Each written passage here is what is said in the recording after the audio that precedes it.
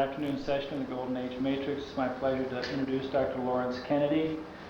I've had the pleasure of hosting Dr. Lawrence Kennedy at several levels in the community. He's actually internationally known as a parapsychologist, and he's done a lot of work with Egyptology research, parapsychology research with the Geller children, the original Geller children. He's done some amazing work with pyramid energy and with different geometric structures as it affects consciousness. We're talking today largely about DNA as related to consciousness and the larger energy matrices of what's called the morphogenic grid, or the energy grids of the planet, as it relates to sunspots, and as it relates to earth changes, earthquakes, volcanism. So it's my pleasure to introduce Dr. Kennedy. Thank you, Christopher. Okay, I don't think we need that. I got one more. Thank you very much.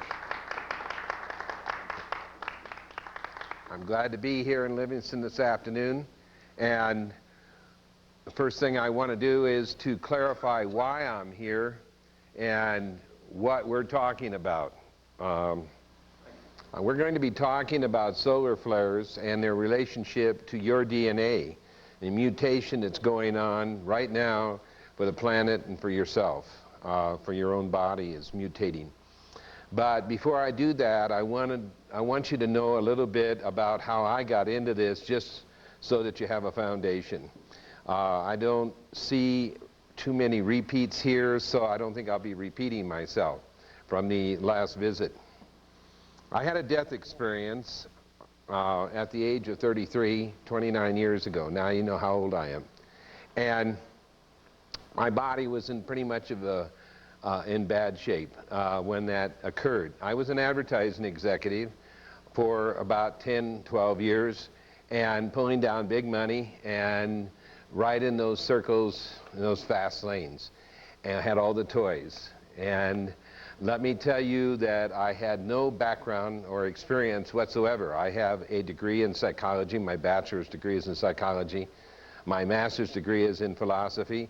And after the death experience, I bridged 10 years of education and was accepted on one of only 3 universities in the country at the time, JFK University, to bridge it to parapsychology in humanities. And I did this because I had no way to explain logically or rationally what actually occurred to me with the death experience. At that time, almost 30 years ago, Moody had not produced their book on the life after death experiences, near-death experiences, whatever. And so there was nobody writing about it.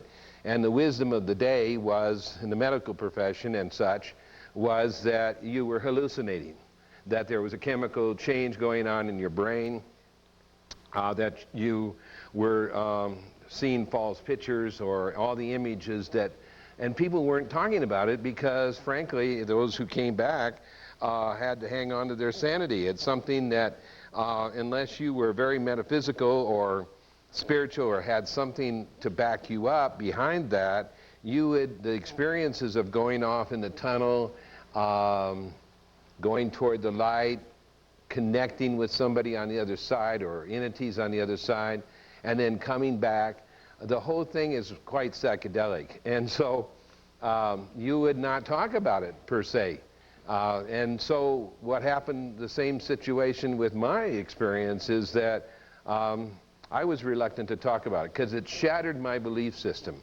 If anything, I was raised a Catholic, but I ventured away from the church at a very young age because I knew that it wasn't offering the truth. It was a discipline that was dogmatic. And so I bounced around with all kinds of religions and finally became more of a, if anything, at the time I had my death experience, I was a materialistic, intellectual agnostic or something like that, you know, and philosophy was as close as I could get to it. And so that shattered my belief system because philosophy is man's view of the cosmos for all intents and purposes. When you see something else that doesn't fit, then you have to have some other kind of rational explanation or write it off. And I couldn't write it off. because I lived through it.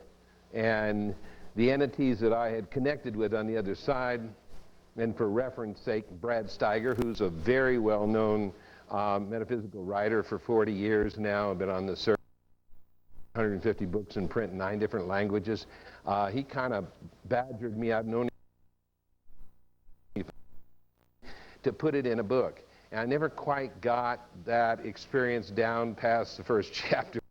So he said, well, if you're not going to do it, I'm going to put it in the book, and, you know, with your permission. And I said, fine. That's the only way it's going to get in, because I just can't seem to finish that part of it. And so he did, and it's called Destined to Love. And it's written, there's several chapters in there devoted to different people that are doing the work collectively.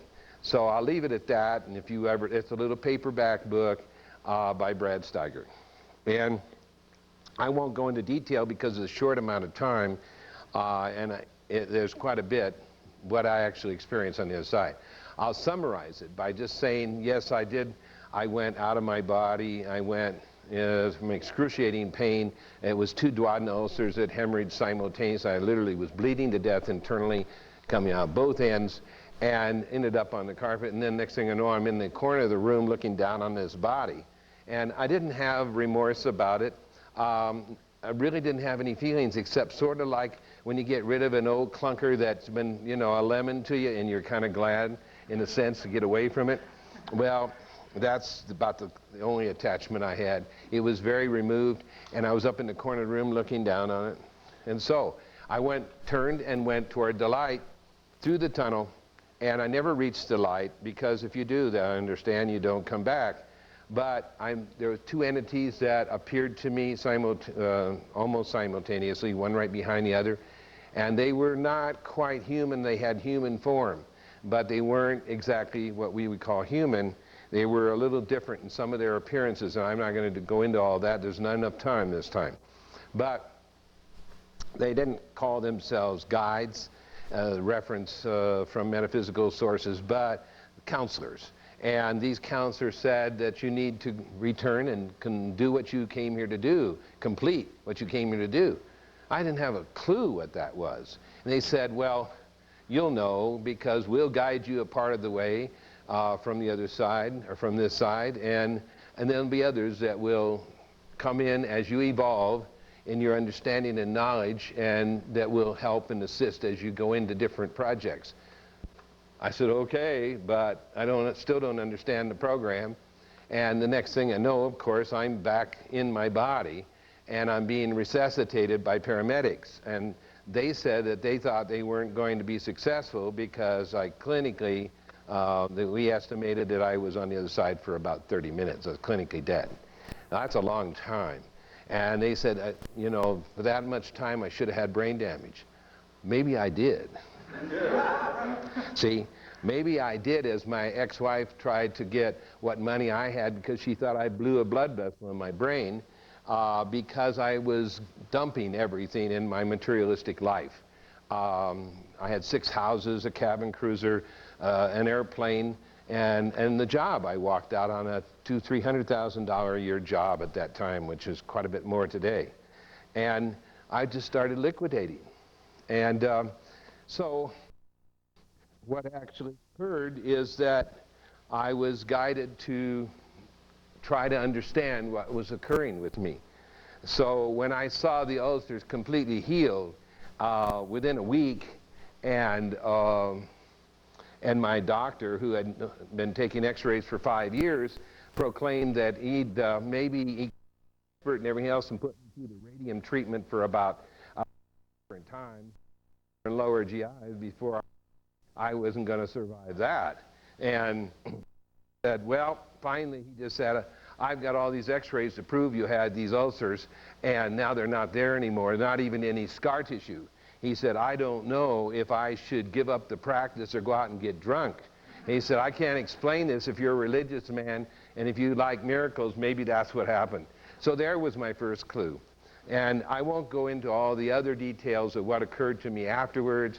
I went into mind control. I took mind control. Today they refer to it as remote viewing. They've given it an upgrade, sophistication, covert kind of appearance, but it basically was mind control, and it wasn't Jose Silva. It was one of his better graduates who taught the entire class through her higher self, which she was able to go into this state, and then the higher self would take over and teach the whole class.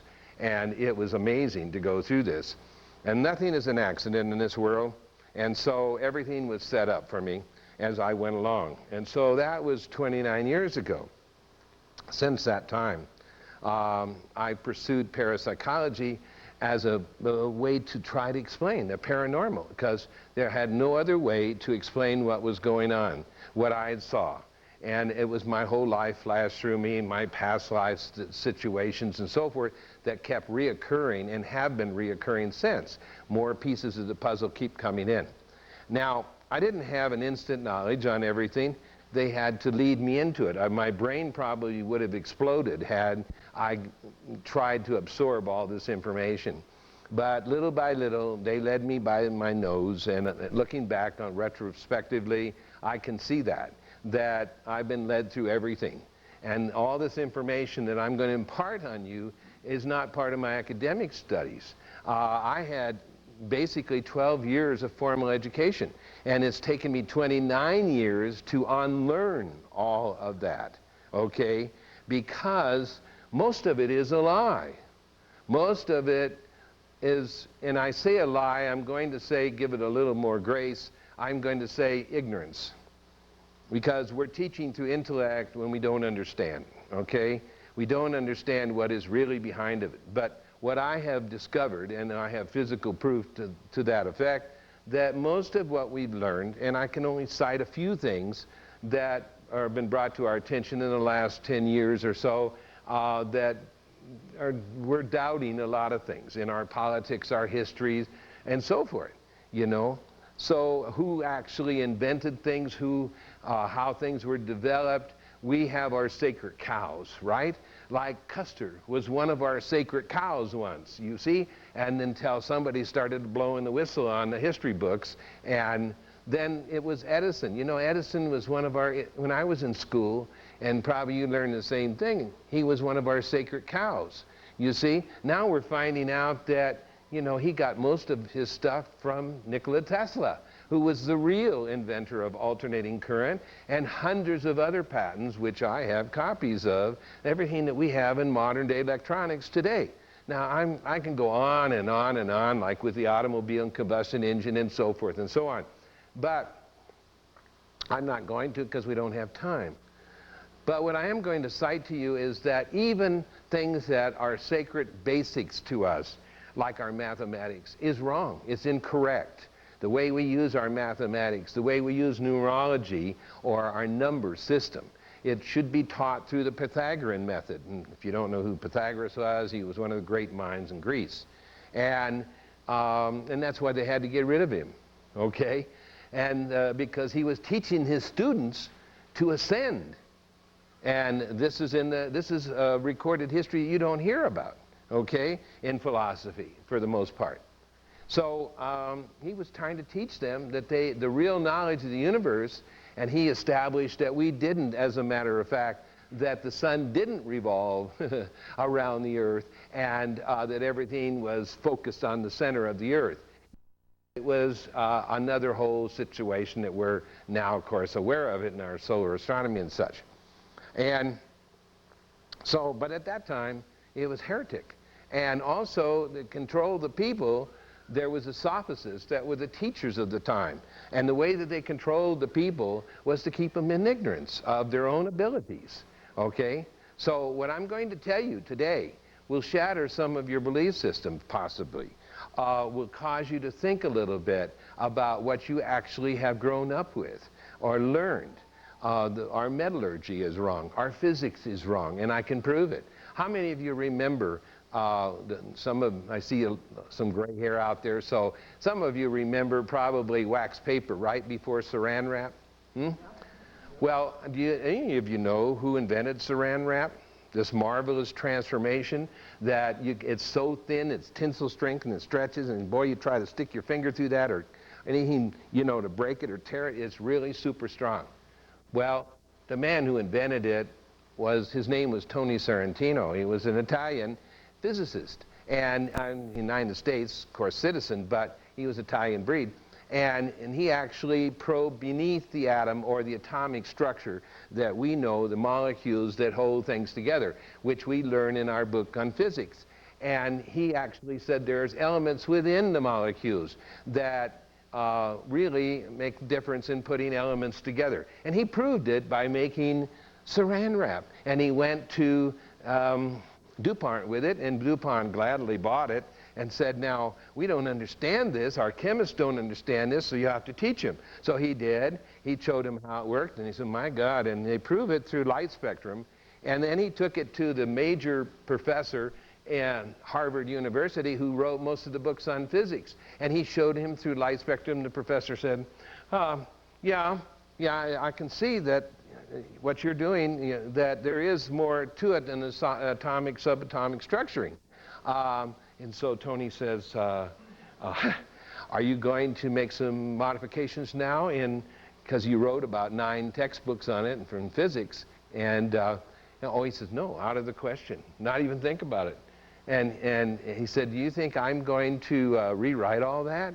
He said, that is an established fact. I have been teaching this for too long, and it's established, even though the truth was right in front of his eyes.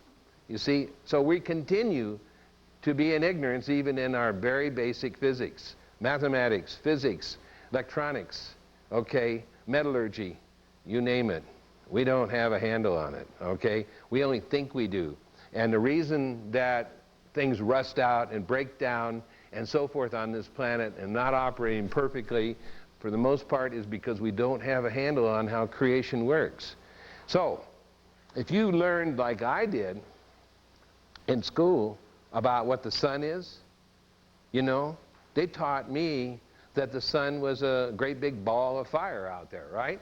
Hydrogen, helium combination for the most part, all right? And they taught me that tectonic plates, you know, in geology were caused by different things that are not relative to each other, and yet they are. You see, that there is a magnetic field that is coming from the sun that controls everything on this planet, okay, and in this solar system, all right, including you and your auric field, all right, your electromagnetic emanations, that which controls you and makes you animate, okay? So, those of you who think I might be getting into a distant past of some kind of nature spirit worship when I mention the word Ra or sun god, please bear in mind that before Western civilization got off on their intellect, the ancient knowledge, all indigenous people knew that the sun was a master of this universe, all right, and controlled everything in this, in this solar system. It was in his domain, okay? And that's why all of them, all of the Mayan based their calendar, and their head figure in the middle of their calendar was the sun, solar, all right? And they were extremely accurate. That calendar, up till our supercomputers took over not very long ago, within the last 10, 15 years, the Mayan calendar was the most accurate solar definition of time or planetary movement that we had. So our Julian calendar that we have today is about 2.5 years inaccurate. And that's because the church took it upon themselves to establish this, and we've taken it as grace, okay? Or we've taken it as truth or gospel, just like Christmas time being the birth of Christ and so forth. Easter. Those things are other explanations for those particular solar events. Now, before I get off on too much of the sacrilegious type of situation, I just want you to be aware that what I'm going to point out to you is rooted in scientific fact. You have a university right here in Montana, in Billings and Butte, that is dealing with government grants because they do not understand what is going on with the sun, and they're trying desperately to play catch up, okay? Because they know themselves that it isn't, in fact, now that we've put out expensive satellites, it isn't, in fact, what they thought it was, and it's not doing what they thought it was supposed to be doing, okay? And that's what we're going to be getting into here. So the relationship between all of this is based on the sun.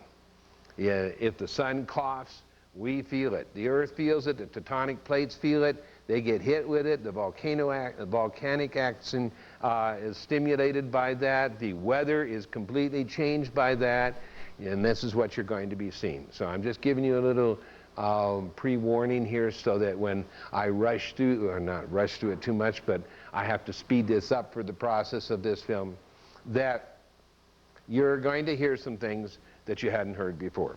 Okay, and then I'm going to, when I'm done, I'm going to ask Christopher to assist me in updating things that I wasn't able to get on slides or gels fast enough. Unfortunately, we didn't have the facilities to do it in time. And my update comes down daily, okay? All right, so now to the slides. We have Earth changes, and of course, this is Earth Terra, which is the proper name for Earth, okay? Now, next slide, please. Is that light reflecting on the screen there? Can you see it okay? Okay. All right, because it's reflecting off of me. This is the first book that we produced. I brought in 3 other authors on this, cooperative authors with giving a chapter each, and it was endorsed by Brad and Sherry Steiger, who I've already mentioned. And Terra in Transition is pretty much a lifetime work, at least since I consider my lifetime, since in the last 29 years. Before that, you know, I was a completely different situation. It was a complete flip-flop. What I thought was real became the illusion, and what I thought was the illusion became real to me, you see? So I've been spending 29 years trying to get this point across to people that haven't had a death experience. And the fact that I taught classes for years on the basis that my students did not have to go through a death experience in order to understand this. There are those who choose to do these things, okay? So, Terra in Transition is all about why earthquakes and all the other phenomena that occurs on the planet, that's including wind, hurricanes, tornadoes, volcanic activity, drastic weather changes, heat, the differences in heats and colds of the weather, basically because of the jet stream changing, okay, which it's going to radical changing now. All right, all of that, and of course the atmospheric interference on the ozone belt. So I'm going to try to summarize all this, but I pinpointed this, and when I got this information, they woke me up at 4 o'clock in the morning. This is a different group. By that time, this is 1978, and this is different people assisting me now this time. And these people said, they woke me up in a dream state and said, go down and get your son's globe, and we're going to show you how the earthquakes occur. So I took engineer's tape and little red lines and went around it, and they said, now first you have to change the poles. The poles that existed at the time of the demise of Atlantis is where the magnetic poles are today, on straight up and down, and not at a 23 to 26 degree with a wobble. And I said, oh, okay. And they said that was real, and the Earth has been malfunctioning in a sense, somewhat crippled because of, ever since then, been operating on kind of like a little bit of amnesia. Have you ever noticed that things are not exactly perfect on this planet? Huh? Okay. So, ever since Atlantis, and of course now as long as I mention Atlantis, let me just say to you, this book is not about Atlantis. It's about what has been occurring in our century, okay? Primarily for the last 50 years or something, referring to certain things like the plagues and so forth that have been stimulated. So it covers massive trauma on this planet, diseases that have been manifested due to trauma, wars primarily, aggression on the planet, why they happen, where they happen, and why earthquakes follow or other pestilence happens directly related to that. The Earth has in its surface, it is its skin, its Earth's surface, and its auric field, which is the atmosphere, has a memory. Some people believe, like Edgar Casey and so forth, excuse me, and so forth, that that actually was the auric field of the Earth itself, and the Akasha records, our memory banks, are there. And so consequently, the Earth retains this, and it has within its skin, it permeates down within its skin, its crust, its soil, the trauma where it has been traumatized. And where animals don't traumatize the planet, intellect, free choice traumatizes the planet, okay? It's pretty obvious, okay? We are the only creation that goes to war except one. Anybody know what the other creation is that goes to war? Ironically, if you associate yourself to them, ants. They're not a terribly high evolved insect either. Bees are much higher evolved, and they were actually brought to this planet at a later period. But ants will go to war, and they go and they form armies and aggressing, and they go in and they take over another anthill. But they only do it when their space is threatened, when nature tells them, dictates to them, there isn't enough room here for both of you guys. So they form their army to protect their queen, and they go to battle, okay? They go to war. Once that's done, they settle down, and they don't do this again. They don't just conquer territory for greed, or for land consumption, or whatever, okay? Or for money, God forsaken, okay? So they don't operate. But the ant is the only other one besides human beings that go to war. Now stop and think about it, okay? All right. And they don't destroy anything that unnecessarily, okay? Just to accomplish their survival. Now, with that fact, let me just say to you that the wars are and trauma is related to it. Now, I'm not talking about just big wars, you know, like the First World War is supposed to have been the war to end all wars. Well, it wasn't. It just started it, right? And what was the price we had to pay? The Great Plague that our boys brought back from overseas that cost us 30 million lives, okay? Think about it, all right? And how about the Civil War, that which split the United States down the middle? It literally did.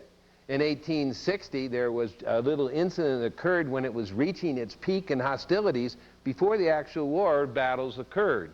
Okay, when it was eminent in the ethers that we were going to have these massive clashes, Gettysburg in one afternoon took out 40,000 American lives, okay? And it cost us more on both sides together collectively, American lives to fight the Civil War, than any of the wars since then collectively put together, okay, that we fought. Think about that. It divided this country. And what happened right behind it, or I should say, excuse me, right in front of it, in 1857, the largest earthquake that occurred on this continent split right down the Mississippi, and 8.5 to 9.1, they're not sure, changed the course of the Mississippi and took out 2 towns, okay, in its wake. So it split the United States right down the Mason-Dixie line, okay, in a sense, all right? Think about it. You think that's a coincidence? Okay. So that's kind of the thing that I related to, the wars and journey, the areas that, the hostilities, and why they are creating the karma and or whatever you want to call it, okay, the references to the earthquakes themselves. All right, so next shot, please. That's what this book is about. After that, or I should say at the same time, I said, what do you want me to do with this material? And I didn't put the book together right then. I just started really major referencing.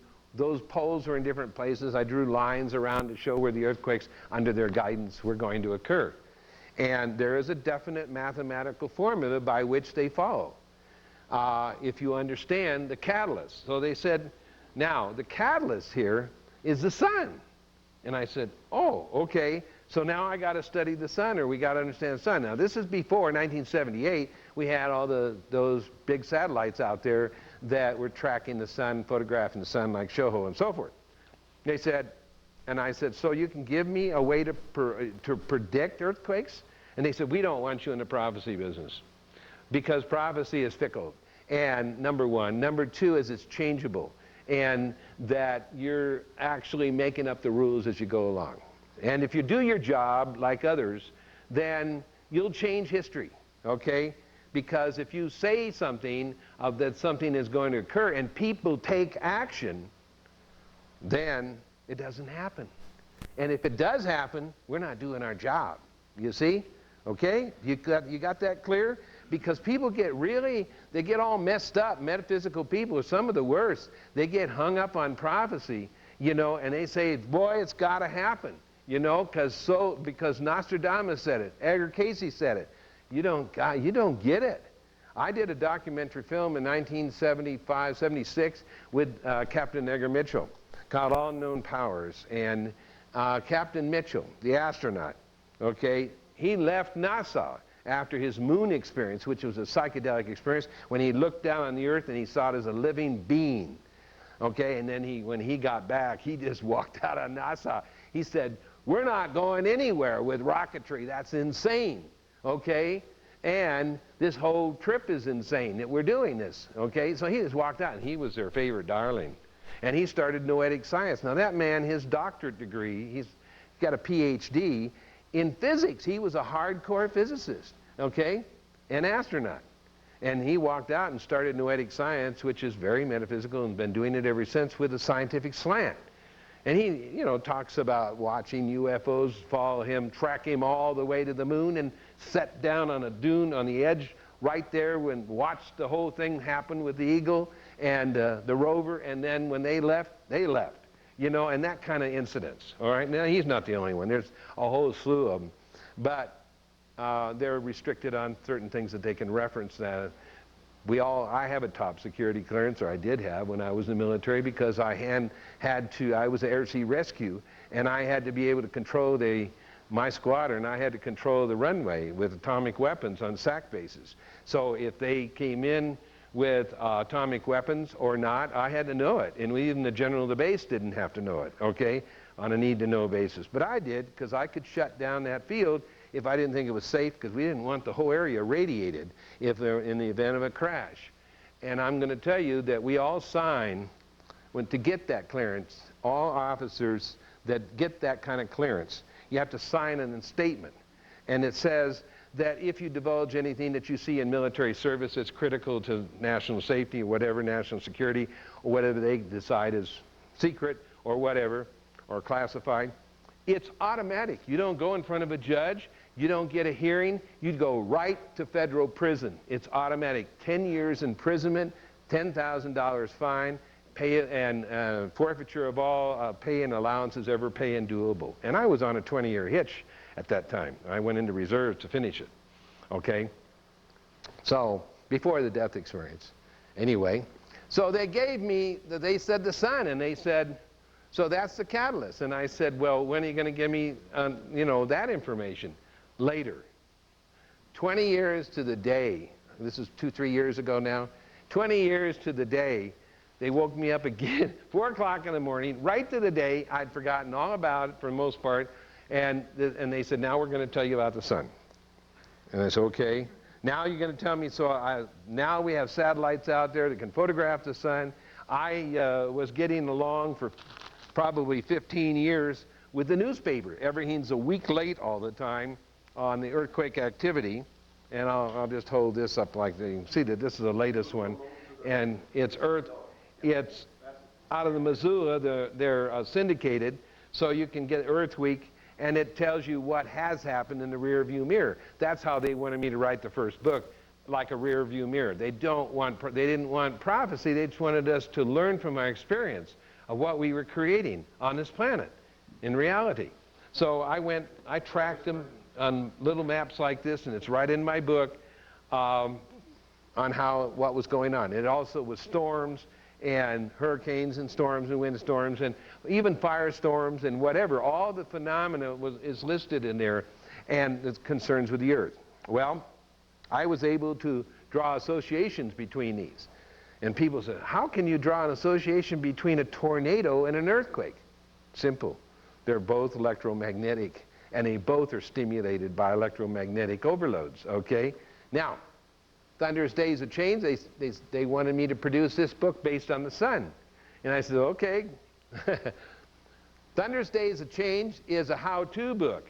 And I had to set up the website, and it kind of led me by my nose. Not that I'm, you know, materialistic, but I'm developing lasers for 20 years, the lasers we have today. And they're not these pointers like this thing I got in my hand. But they look something like that. And so I developed the website because I needed to go international with the lasers, because this country is the only country in the world that will not accept soft lasers. The medical establishment controls it through the FDA. I should know the other way around. Okay, it's the only country in the world that lasers, soft lasers, are controlled. They're not dangerous, okay, by the FDA. See, it's ridiculous. So I'm producing them here on an edge basis, okay? As long as I don't crowd their wallet, I'm okay, because they've come out with a competitive laser. Now but it has all approved to the medical profession. See, now, so in creating that website, I was then, after I got the website set up, I started integrating more and more information, and I suddenly realized where they were leading me on this was an interaction website with a book. In other words, the book tells you why, basically diagrams, simple, non-technical, as to the way that the sun is affecting earthquake activity on the planet, volcano, earthquake, weather activity. And it's not a real thick book to have to get through. It's a lot of graphics in it and pictures and stuff so you understand it. Simple people can understand it. And then they said that now what this is going to do is that once you have the book in black and white, I could not afford to put the illustrations in color, then you post these things and the websites, links in your website, okay? So that they go to your, and you put it in the book and you tell them. And you go to the website, now you pull up the solar stuff, okay, which is one of the links, like this, and it shows all those different colors, and the actual run-of-the-mill person says, what are those colors? Each sun is a different color, each one is a different frequency, or different thing it's referring to. So you got to know what you're looking at, all right? So that link is there, and I show you what you're looking at in color. So the book only defines how you use it, all right? And then also the USGS, that particular one was SHOHO, our deep space satellite, okay? And USGS shows you a little map here. It gives you a map and a printout on the earthquake activities to the hour, okay? And it shows it for 3 days running, and it shows you it on the map so that you can see, like I did for 15 years, a little black and white, you could draw the lines, which you're going to see here in a moment, how they associate to each other, okay? All right? Now, you don't have to have these in order to function or have an understanding of why this is happening. However, the book is a guide. It's a visual guide, so when you go into the website, which is free if you got a computer, access to one, library, whatever, you can go in on a daily basis and you can get a 3-day warning. When this book was produced, I said, now you're giving me a way to prophesize earthquakes or something, or these activities? And they said, no, not really. You're going to get, because those satellites are out there, you're going to get a 3-day warning if you're on top of it. That means I got to check in every day, or at least if I get a buzz or ringing in my ear, I run to the computer. Sometimes I'm out in the field on a trip and I have to go to Kinko's at midnight. You're going to see some of this, because a lot of things happen in nighttime, which is the satellite sees it 24 hours a day. It sees a constant daylight, even in darkness. So a lot of the sun activity occurs on our dark side because I'm going to explain it here in a moment. So that's what Thunderous Days of Change is about, okay? Is about the sun and why it's controlling the elements of the earth the way it is and how to track it. And so that if you want to know, if you're on top of it, it just means if you got the book, you'd have to go in the website and check it out and go to and see what's happening. If the sun's starting to show flares, activity, you can rest assured that you're going to get hit within 72 hours, okay?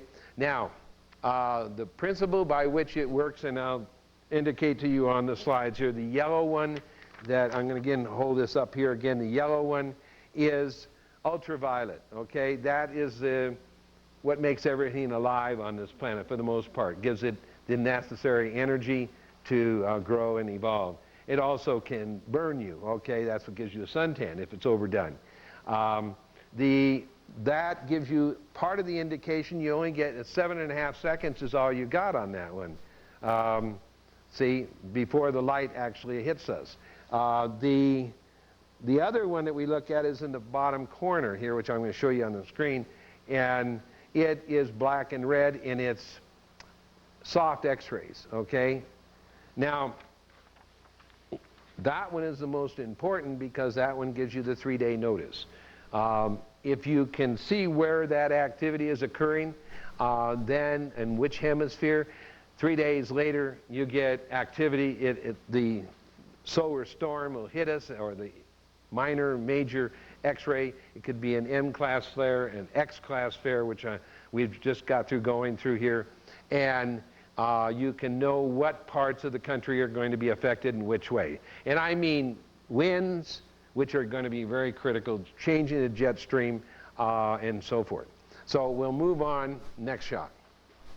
Now, beyond 2000 solar sun flares, I didn't expect to write this book, but I was pushed into it because of this photo that you're going to see on the front here. Changed everything in my reality of the sun. Not too long after I started getting online with this, probably now 3 years ago, 4 years ago now, maybe going on 5, that this happened in '97. And this completely changed our reality, this photograph here, and its relationship to the planetary alignment that just happened May 5th, okay? Now, nobody else was really, that I was aware of, a couple of years ago was talking about any of this. And it was made very clear to me that there was an association, that the planetary alignment, which I'll show you further at the end of this presentation, was the trigger for the consciousness change that had been prophesized for so very long, okay, or indicated from many different sources. Okay, now, this one was important because there was something that happened, there's several things that are occurring on May 5th, or that did occur, that was part of a cyclatory thing. And everything in this universe operates on cycles, okay, everything. See? So this cyclatory thing was that we have 11 and 22-year cycles in our solar flares and solar sunspots. Those the scientists have been telling us for some time. And when these cycles, it's like the sun goes through a tantrum, they call it. You know, it's kind of funny. But it goes through this period, and I'm going to show you some graphs on that.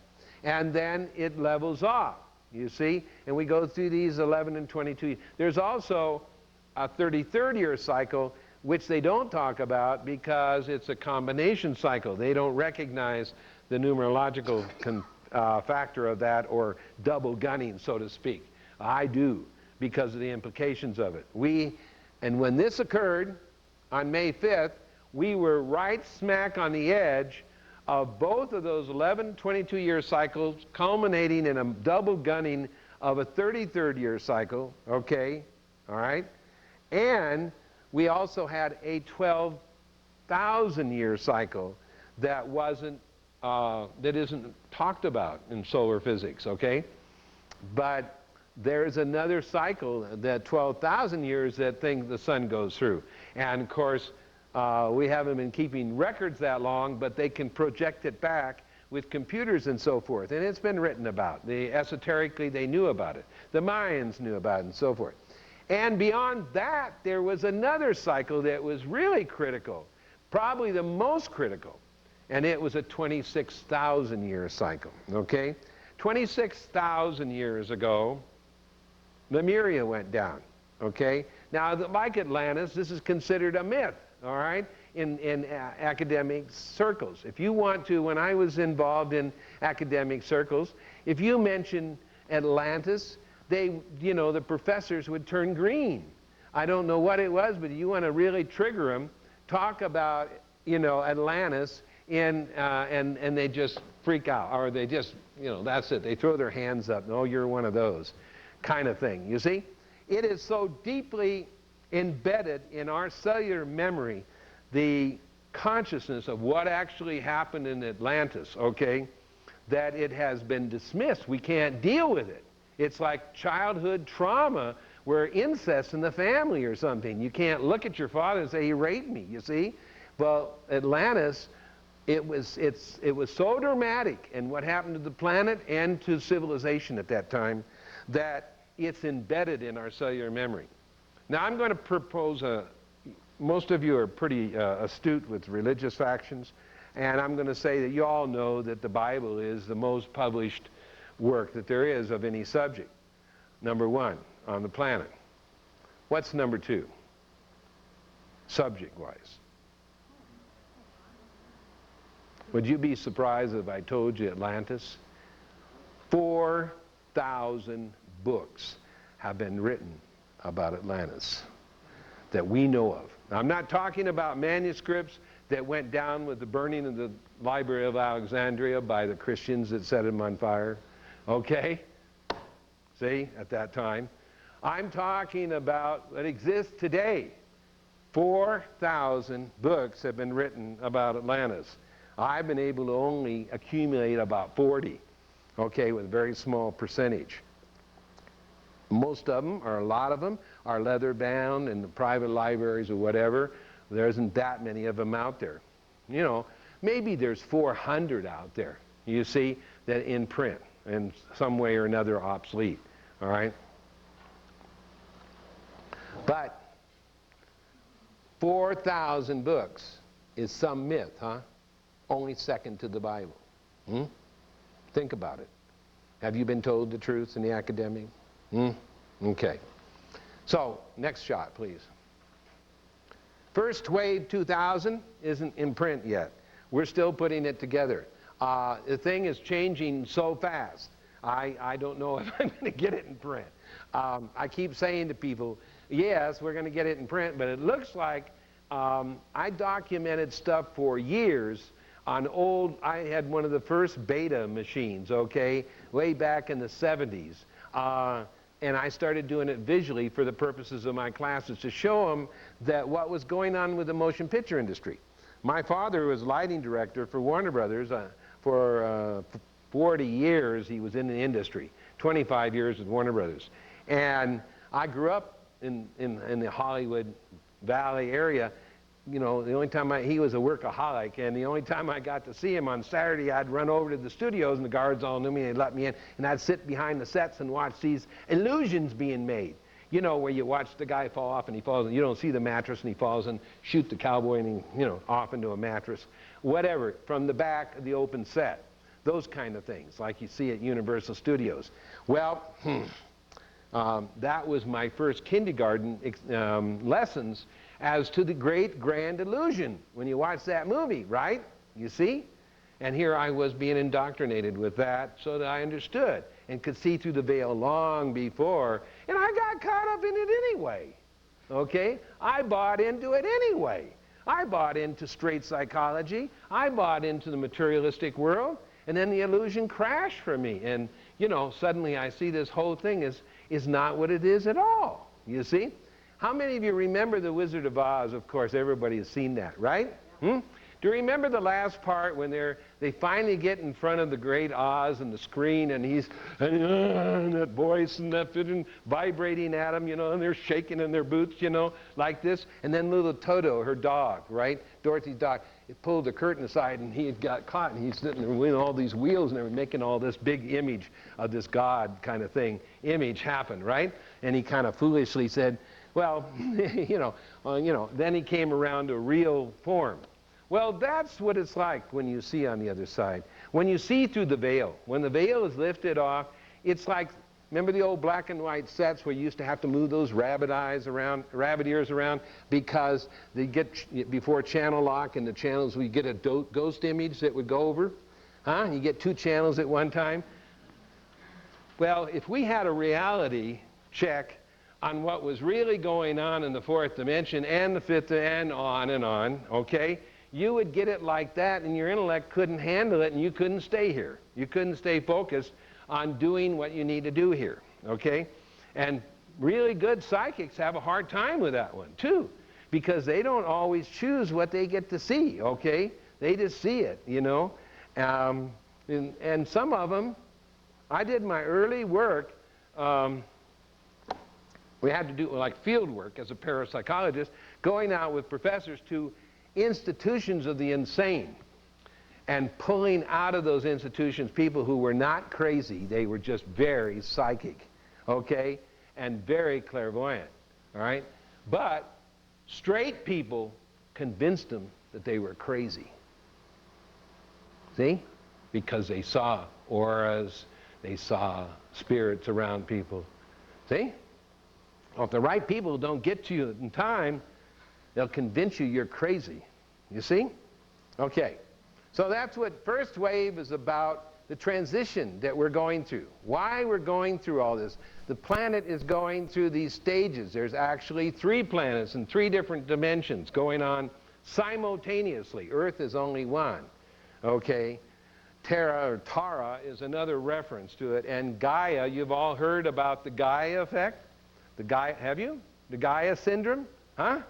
Where it's like we're the amoeba, we're the bacteria that is affecting this planet, you see, that is threatening death to the living organism that's surviving, that is trying to have us survive, that's giving us a home.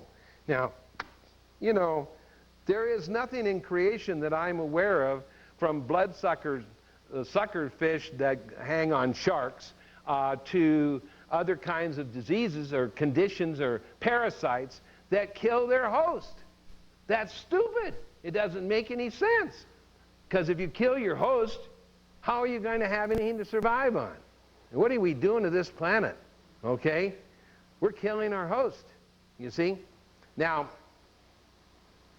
the ascension process here, a practical guide, is that because everything is based on vibrational, everything, all right? And it's easy enough to prove when you get into this, that this illusion, okay, is just exactly that, you see? Physicists have come about recently and said, you know, some of the great minds of today, and they say, you know, if we took all matter, not the space in between, but actual matter, and in the whole solar system, our entire solar system, and condensed it down into a ball or one creation, all right, it wouldn't be any bigger than a basketball. So what's in between? That's the mystery. It's magnetics. It's the ether. It's the thing that holds the glue that holds everything together, which you call the illusion. Okay? Okay, so that's where it's really happening. See, space is not empty at all. They now are saying, oh, well, maybe we can go, you know, 25, 30 years later. Now, you know, we don't need rocketry to go vast distances. Maybe we'll have to go to sucking energy out of space. Have you heard the latest stuff on that? Yeah, pull it right out of space.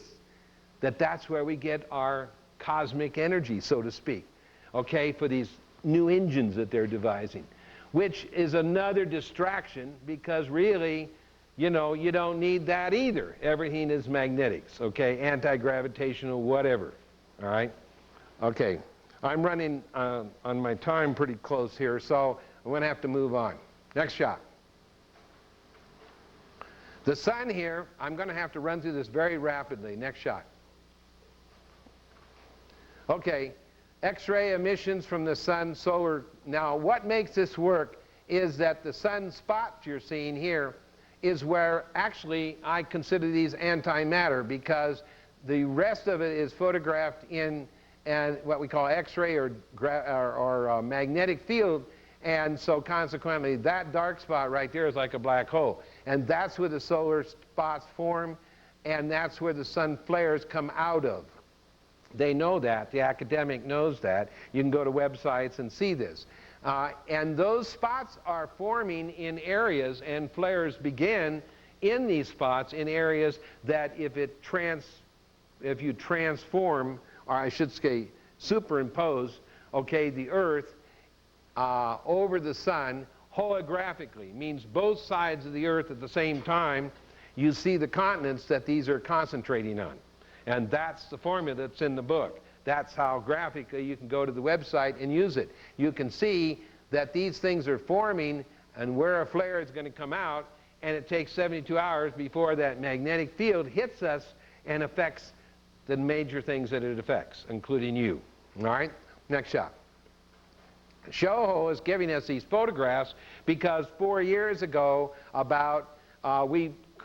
internationally, we don't cooperate on a lot of things, but internationally we got pretty concerned when the sun was doing some things after '89 where it knocked out all the transformers in Quebec and caused major blackouts there.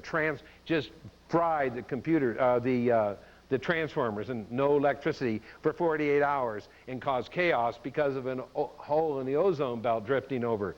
Well, we knew we were going to have more of that, or the powers that be did, so they sent up Shoho and several other satellites, billion-dollar satellites, to go in between the Earth and the sun to photograph the sun. And this is what kind of thing you're seeing here with the flares, okay? And what you're reading here is the information related to that. And again, I have to speed this up. Next shot. So here's the two things that we look at. When you go into the site, you'll see websites that are links to go. One is Shoho, which is, this is UV, okay? You'll see the hot spots in the same areas here, ultraviolet, which is very important because that's an invisible range to you. Many things are happening in the ultraviolet that affect the fourth dimension. And here is a normal spectrum, and here's flares, some smaller flares coming out. I say smaller, millions of miles in space. They affect us electromagnetically, but we were in a different position. Next shot.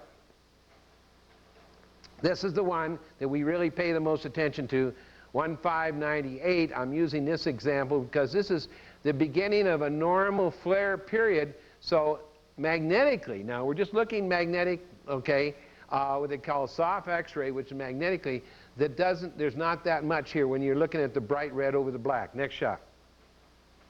This is the one that changed everything.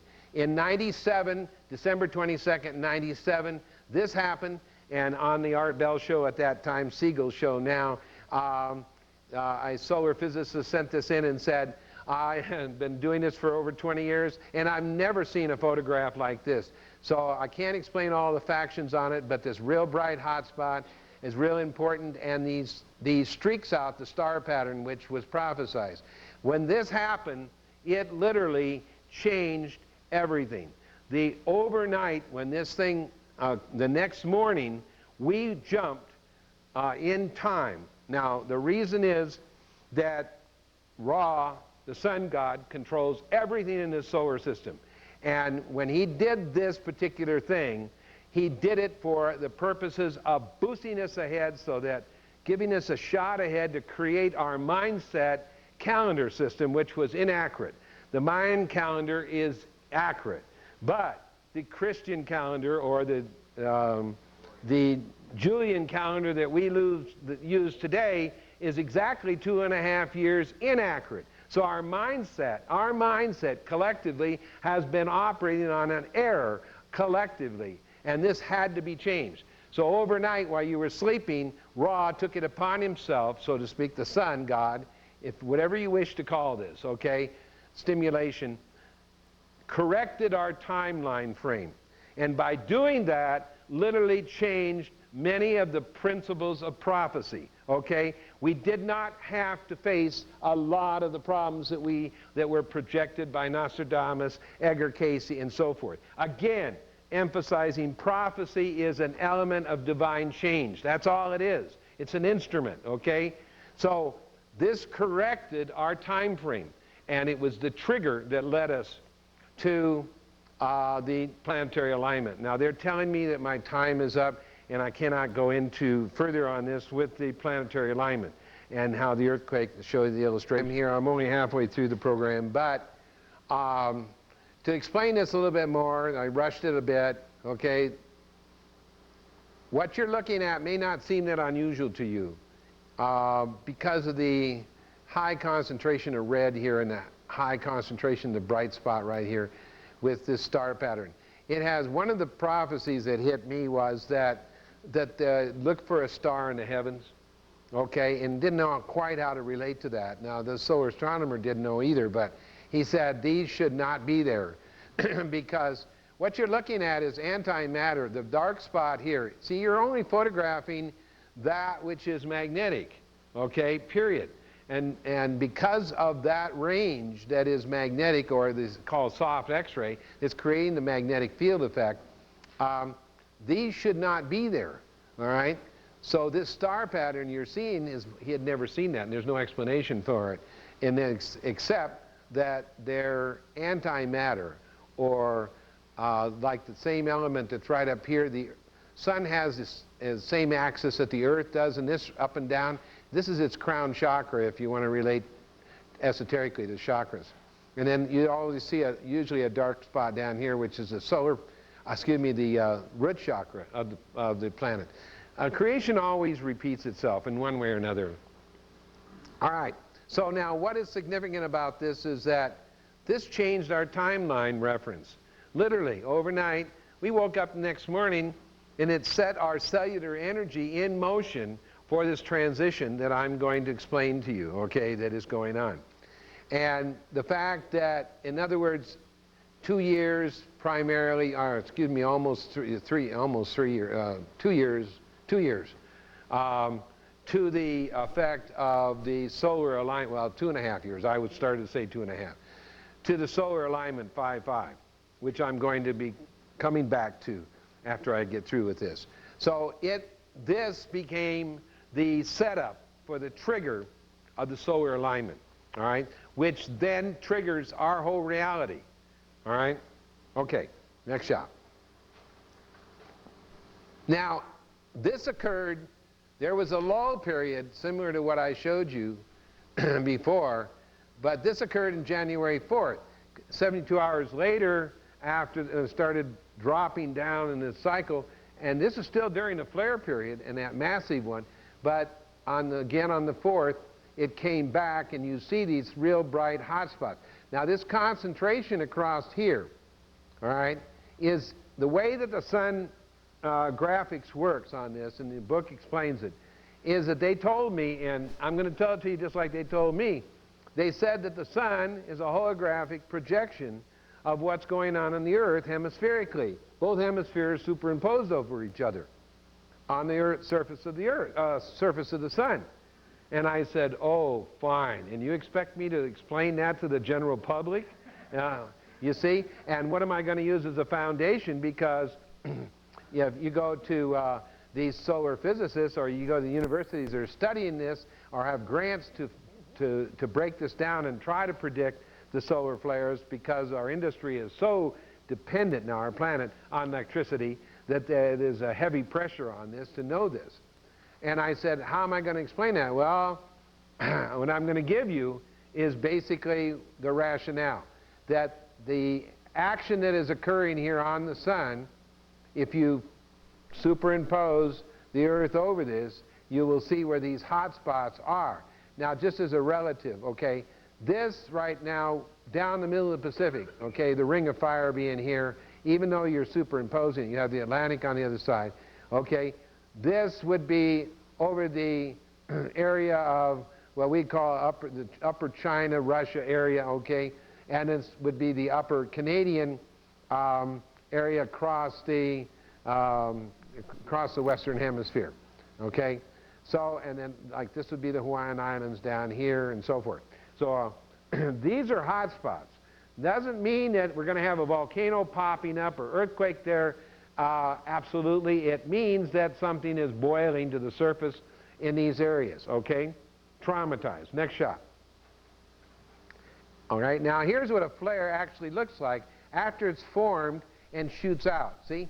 Now this is going millions and millions of miles out into space, and if our planet is over here, then we're okay, all right? But if we're over here, okay, in its orbit, then we're in trouble. Now, the About 2 years ago, some French paleontologists and astrophysicists and such got together, and they blew the cover off of this whole concept of the dinosaurs being extinguished, okay? We believed before that they were kicking around with all kinds of things, weather changes, glacier things, but the big one was a huge big asteroid that hit, and they kept trying to pinpoint it. You know, you've been following this, hearing this.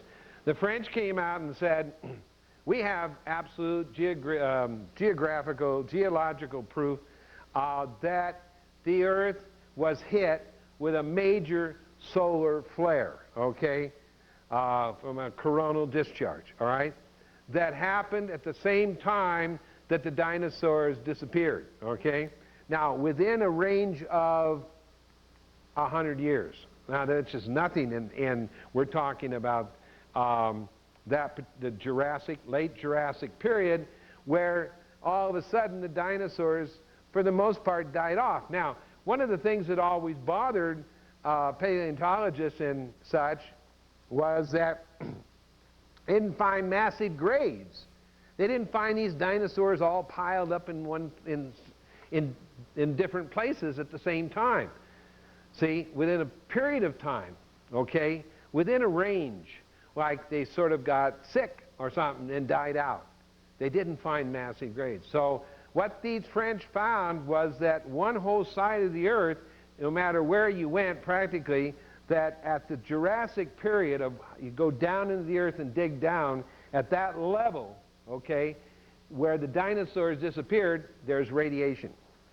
And it's the only kind of radiation, the only time you find this kind of radiation is solar. And it's permeated right into the soil, all right? So they said, regardless of anything else, the planet got hit with solar radiation, massive, and it took out everything that was facing it at that time, okay? So for the most part, and as the Earth changed, this flare lasted apparently long enough to do enough devastation. Now, when I say took out, what happened in Hiroshima and Nagasaki? Okay, there were people who died 20 years later from radiation poisoning, 10 years later, a month later, whatever. Okay, and I'll come back to that when I also make the statement they found people at near ground zero. One of them was a Catholic priest or two or nun, and they were Caucasian and they were Japanese that were just behind a wall or underground, and they did not die from direct blast. That they were blocked from the direct blast, but from the radiation poisoning. And they did not die months later, years later, and some of them are still alive today. One of them's 85 years old. They don't know how to explain that, except that there are certain things going on with certain genetic coding that can handle overdoses of certain kind of radiation. And these people survived, all right? So here is a unanswered question about radiation. That is one of the reasons, actually, they dropped the bomb. They wanted to figure out how it would affect us, as not only as a weapon, but survival and everything else. It wasn't necessary to drop the bomb. It wasn't necessary to drop the first one, much less the second one. Huh? But all of you flag wavers out there, okay, I'm sorry, but there was a group from Japan on a mission that was sitting right in the White House when they dropped the bomb, and they were sitting there saying, "We surrender." The only thing they want to do is hold the dignity so that their, which was some people considered a god, their royal family was, they wanted saving grace. Because of generations of belief in that, and it would destroy their belief system. So I'm not going to get into the politics of that, but it was just like our forewarning of Pearl Harbor. You know, not only did we institute much of that, but we knew they were coming. Advance warnings long before, okay? So, and we knew the fleet was there. So all of this is things that you've been told one side of, okay, to control you and your thinking. So to go back to this, what do we do? Change slides? Okay, can I go back, go forward? Okay. Oh, okay. All right. So now I'm going to show you how this works. This is from a newspaper clipping in color, which is really unusual because Helena paper usually doesn't put anything much in color unless it's very important. And they put this out in color in almost a whole page. Okay, and this describes, I cannot read it from my perspective, it's solar forecast.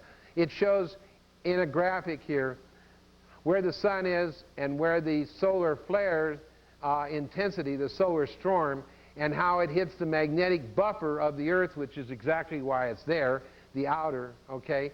And our SHOHO satellite is actually between the sun and Earth. It's really here in the middle, in a sense, of where it's located. Its perspective is not the same.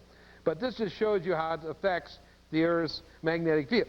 Excuse me, its magnetosphere. So here would be SHOHO between the Earth and the sun during a solar cycle. And this is called predicting sun eruptions.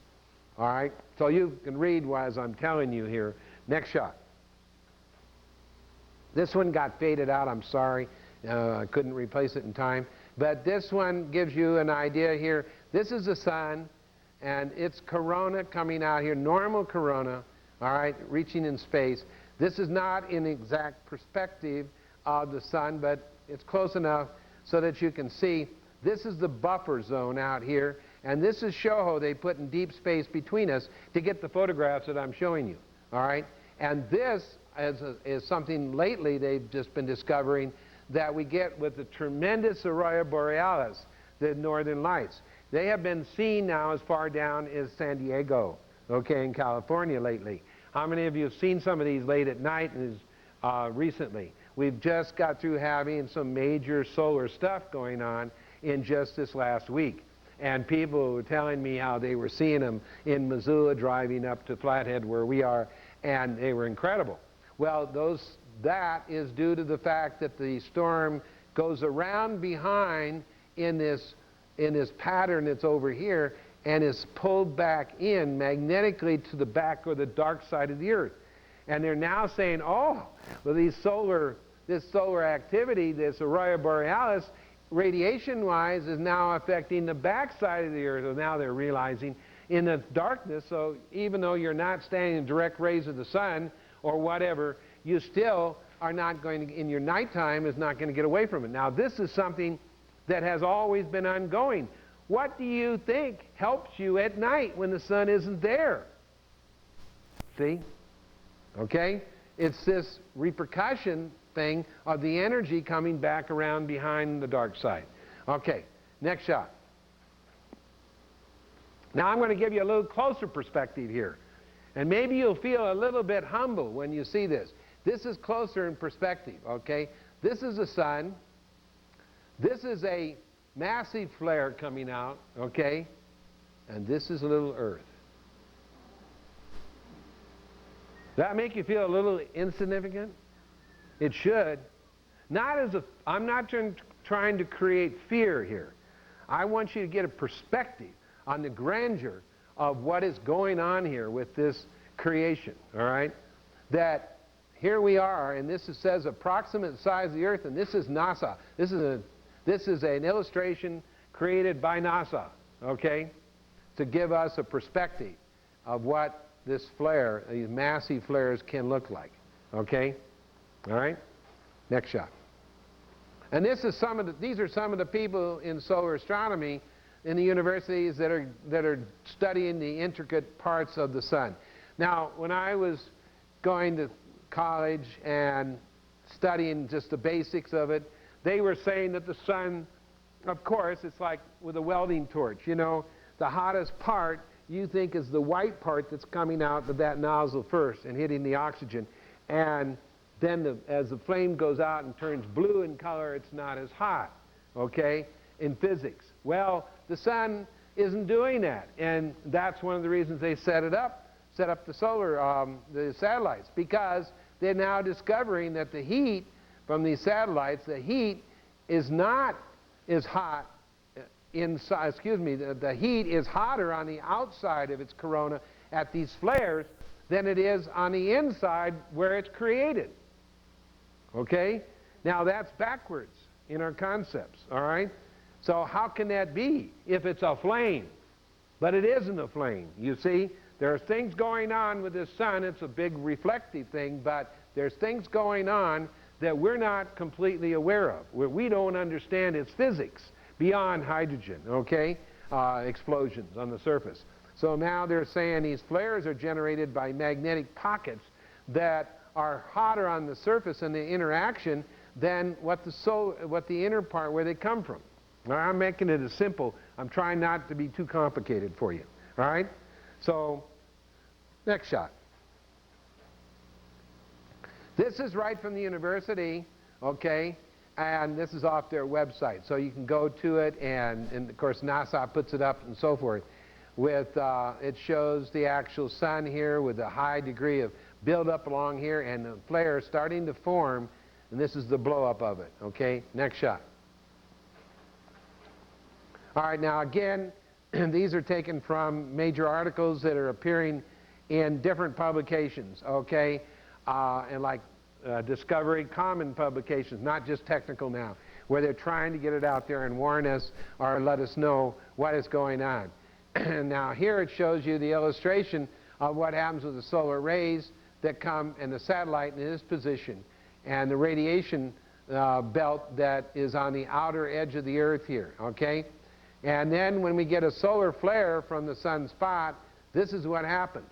Now, I'm going to, and also it comes back around what I told you about the ion electronic shoot backwards into the Earth, in the dark side. I'm going to tell you the significance of this. The significance is, I know you all remember the whole hubbub, and whether you want to admit to it or not, and I could ask you to show of hands, I don't know how many would be truthful, that would believe that Y2K was really going to happen last year, okay, or at the turn of the century. But I was lecturing at Y2K conferences about solar flare affecting before Y2K, or I should say instead of Y2K, or after Y2K, okay? And they said, what are you doing here? You're not talking about Y2K, you're talking about why the solar flares are going to be more important than the Y2K. And I said, that's right, that's why I'm here, okay? I didn't have the biggest audiences, you know, because of that. But I was trying to explain to them, yes, we do need to be prepared, but not for the reason that you think, okay? See? Because Y2K was a drill. And I spent 16 years of my life in the military, and I'm going to tell you, I know what drills are about, you know. And it was a drill. Sure, we were so stupid to the point of it couldn't be an accident. It had to be on purpose that we created a two-digit system and painted ourselves into a corner. But the government supposedly came to our rescue, and that's exactly what they wanted you to believe, okay? Those of you who got it, though, and went and got prepared, and still are, hopefully, or didn't let your guard down, the problem, the damage that it did create was that those people, and it went right on television the next day, New Year's Day, interviewing people who had stocked up underground their food and got prepared, like so many of you are used to doing, okay? And then afterward, they interviewing them, picked out a few of them, and said, well, I don't know what to do with all this stuff now. Y2K didn't happen. They didn't get it, you see. What it was about was a drill to get us ready for the solar alignment and the things that are coming, okay, when we lose electricity, okay?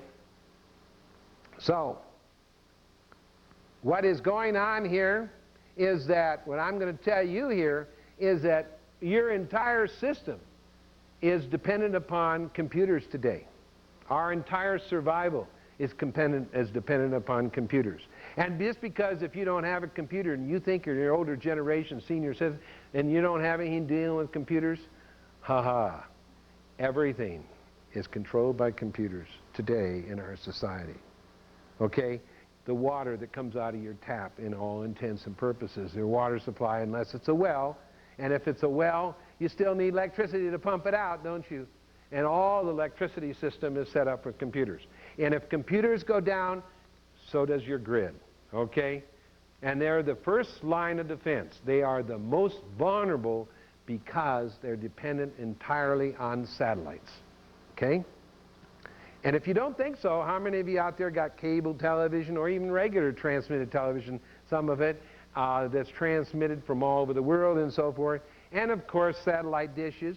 I got a little 18-inch dish myself. And where do you think that they position those? Now, I was in the military, the first year in the military in '57, when Sputnik went over and created such a, you know, everybody got excited in the military because here was the Russians looking over us, okay? Well, that was a satellite that orbited around the planet, a near-planet satellite, okay, like this. And we got out of that after a while because we wanted to position focus, all right? The only way you can do that is get away in the outer area, the outer influence, between the sun and between the Earth and the Moon, out here in its outer Van Allen belt, okay? And in this area right there, if you position the satellite, then what happens is it tracks with the planet, doesn't move. So you shoot your little dish like this, you pick the point in the sky, they tell you to do a certain radius, and it stays there, okay? Well, don't you think the government and everything else operates the same way? Unless they've got them special revolving around the planet for weather systems and so forth. But basically everything that we rely on, our banking system, our financial system, our covert satellites, our military satellites, everything is on this outer edge here. And it's the first ones that are going to get hit. And have already. They haven't told you about it, but SHOHO has been disabled a number of, since the last, 3 years, since that '97 occurrence, okay, I've had SHOHO knocked down, or they turned it away. They actually were smart enough at that point, they learned enough, they can turn it away fast from observing what's going on visually in its position. And they send a signal to it. And it also has monitors to turn it away in case it starts to build up intensity. Well, that's all well and good, but we've lost SHOHO a number of times. Not physically, but a couple of times it took. One was 5 months before it came back online, okay? I mean, totally. And it's still got areas, systems on it that are crippled because they've used backup systems and so forth. So there's other satellites out, YOHO is another one and so forth, that are operating, compensating. But when these solar storms come, you get a thing that reads out, it's blank instead of all of these, okay? It's just blank squares. And it says CCD burnout, or bakeout, excuse me. CCD bakeout. If you get that, you know you're being hit, okay? You're losing all the images. They shut them down. They either shut them down or they're going to be malfunctioning. So the point I'm trying to make is your entire stock market, our whole financial system, our banking system, our electricity, everything, including the automobiles that you drive. Does anybody in here drive a car that is pre-computer? I'm talking about, huh? I'm talking about it has to be, usually, I mean most of them, before 1980, right? They all went to computers. Those computers are, in your cars, are just as vulnerable as a computer in your home, okay? And when we get hit with a massive one, how many of you remember the old black and white film, the very first UFO film that they made in black and white in 1951 called The Day the Earth Stood Still? My dad was lighting director on that film. I saw it being shot. And it had some incredible messages in that film. If you want to see what is happening right now today in essence, or what could happen, okay, go rent that film and watch it again, okay, simply because of what the effects of a blackout would do. It was an Einstein figure that was said that the Michael Rennie, who played the alien, went and said, what would get everybody's attention on this planet without any harm? And he said, well, we depend on electricity. Now that's 1951, man, and we weren't nearly as dependent as we are today. And I mean all electricity, meaning that electricity cannot get along without magnetics. In physics, it's a mystery. They don't understand electricity, really. We understand how to use it with light, heat, sound, and so forth. We can generate it, but we don't know what it is. Okay? We really don't know what it is. We only know how to use it. all right? See? So one of the mysteries is magnetics can get along quite well without electricity, but electricity cannot function without magnetics. You get it? You understand what I'm saying? And that is the glue that makes you animate, and everything else, that's that cosmic stuff and the glue that holds everything together and makes everything happen. I don't care if it's a galaxy or a solar system or the planet, the tectonic plates, or you. It's magnetics, okay? Which is governed by vibrational frequency. See? It's as simple as that. You don't have to be Einstein to understand this, all right? So they did it, and it did get people's attention, all right? All right, next shot. This is a little bit fuzzy, and I can't get it any sharper because, unfortunately, it was out of focus. But this is a maximum that they printed. NASA printed this themselves. And this shows the peak occurring midsummer at the very highest point was just about when 5.5 was between that and August, actually. The very peak they projected was August of this solar flare cycle. Okay, and then it was going to start downhill here, and you see these dates. It's 2000, so 2000 midsummer August is right there, and this was just before you see that peak here. Okay, now the point that I'm trying to make is it didn't do this, and this scale only goes to 150. Okay, in the solar maximus range, we went over in August. We went over 300. Never in history of understanding this have they hit that. Over 300, all right? And that went way up here, okay? And it is not going down. So you might say it's breaking records. In a sense, it's changing our reality. Something else is changing. The reason it's changing is what this whole thing is all about, that I'm talking to you about. Okay, next shot. This is what an artificial dish in a satellite, in a telescope, shows the outer corona, okay, of the auric field. And notice that when I get to, you see, like here's another one in black and white.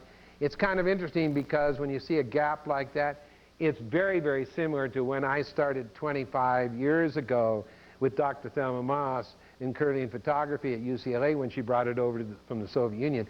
This is what a finger pad looks like with a radiation block here, or I should say a absence, what we call a break, okay, in a magnetic field, which shows ill health, which my partner, Sandra, will cover with you. But I used to look at that and say, my God, that looks a lot like the flares and the breaks look a lot like the solar. And back then we didn't have the satellite images we have today, just what I knew that we had seen. Next shot. So this is give you a better idea. They actually chart the sun, much like they do the Earth, hemispherically with longitude and latitude. And you see here's the outer corona. Again, this is a disk put in the telescope to block it out so you can see that. That's why eclipses are so important, because they get a real situation instead of an artificial, and things happen during eclipses. Okay, now, so here's the actual axis of the sun, and the actual axis, the magnetic axis, which is the real axis of the Earth. Okay, so superimpose the Earth like this hemispherically, the northern hemisphere over here and the opposite over here as well, and over here would be the other side of the Ring of Fire, and here would be Japan and China and Russia over here. You see, just to give you an idea, South America down here. They're charting the sun, though, just by the spots and the intensity. I'm charting it using their same technology, but and tracking and everything, but I'm using where these things are applying to Earth. Next shot. I'm not going to go into detail on this one because it's kind of involved. I could do a whole lecture on this. But this is a 26-day cycle. And ladies, you all know what 23 to 26-day cycles involve. You know, in creation, there's many things. It's a moon cycle and so forth and so on. It's your cycle and onward. And it's creation. And it's also this Mayan calendar emphasizes the 26 and the 52-degree angle, the 52-degree cycle. Okay, so this is ultraviolet. And this is a series of ultraviolets all taken over 26 days, one right behind the other at approximately the same time every day. Now, here's the point. When I was in college, I didn't learn a lot about astronomy, but what I do remember was, you know, them telling me it's a big ball of fire, and that in solar physics that the Earth is revolving very rapidly, and it's moving around the sun at thousands of miles an hour, and then the sun in a solar system is moving in our galaxy at an increasing rate, a tremendous rate on top of that. And then the galaxy is moving through space in different corridors. That's basically what the Aquarian age, if you wish, each corridor that we move into a new element of space. That's where we're going. That's where we are now, is a new unexplored area that we've never ventured into before. That's what the age of Aquarius, if you wish, is about. You know, I don't care what you call it, but astrology or otherwise, but that's what's happening. So, I learned that all of these thousands of miles an hour compounded, man, we're really moving. You see? So, if we're looking at the surface of the sun here, through SHOHO, ultraviolet-wise, which, by the way, is invisible to our spectrum, so many things happen in the ultraviolet, that, you know, like if you use a black light as an example. There's many things that happen in this spectrum. Some animals can see ultraviolet, cats, some like Siamese, and they'll, like, and you look and you, what are they looking at? Bugs or flies? What are they looking at? They're seeing something you're not seeing, okay? And so can some children, and so forth. Now, this is all done in ultraviolet, and the point I'm trying to make is that if my theory was incorrect, okay, and we're looking at a flat two-dimensional picture of a three-dimensional object, then how come these hot spots stay for 3 days, 72 hours in the same spot, okay? And this thing I'll explain in a moment here, oh, it's over the top here, this bright little spot. But how come these spots stay in the same places and then change? You see, relatively speaking, they'll move a little bit, and they'll go through this every 72 hours, and what is actually occurring on this 26-day cycle, this phenomena, at the end of it, this thing at the top did not show. Now, all the other spectrums do not show this, but this object, whatever this is brighter than the hottest spot on the sun. And it's only seen in ultraviolet. It didn't show up in any of the others, okay? Now, here's a really good one for you to think about. When I had this analyzed in the observatories and so forth in light spectrum, they had to admit, and I had them on it, they had the same pictures, and they said, yeah, it's brighter than what's going on in the sun, ultraviolet only, not in any other spectrum. You can't see it. And I said, how about the size of it relative to where it's positioned? Because if it was down here, they could tell if it's behind the sun, or it's in front of the sun, or whatever. It's right over the top, right over, positioned right over its crown chakra. It's brighter, and its size is planetary size. It's bigger than Earth. And it's hanging right in its corona. Now, I'm going to leave it to your fantasy as to what this might be. But whatever it is, it seems to be intelligently controlled. It's hanging right over the sun, which nothing can stand that intensity in our three-dimensional concept. And it's bigger than our planet. And brighter in its intensity, ultraviolet. Okay? All right? And it quits right there. And, you know, and this was the only time I've seen this, with the exception of a series like this.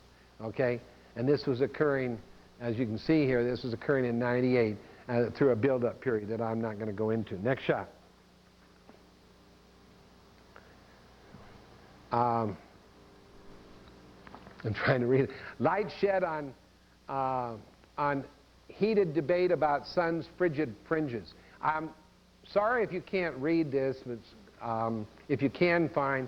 If you can't, basically what they're doing is coming out, and just the article is fairly recent in a publication, and they're talking about basically what is going on with what I've been telling you. Okay, the mysterious energy source that makes our sun atmosphere so incredibly hot has been an enigma for more than 70 years. So it's basically what I've been telling you. is that we have to rewrite science. It's not accurate, okay? Next shot.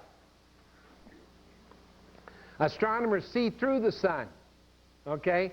Now, what do you think that they're really saying here? They're saying, in essence, this article is saying, we can see solar activity occurring or estimate or predict certain things that are occurring on the non-visible side of the sun, or where it's around the backside or something, because of the intensity that is building up. They've been able to calculate certain things. Well, basically, this is what I'm saying with a holographic projection, okay? We can only see the sun in relationship to the Earth. I mean, we go around it, right? We can only see it as a flat, two-dimensional thing.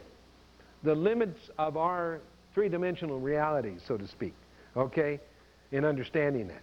All right? Next shot. Now I'm going to make a jump here for just a moment to how this is affecting tectonic plate earthquake activity. I'm going to give you an example that I've watched for some time because I went to the Pacific Northwest and observed this, and it's the most obvious example, okay?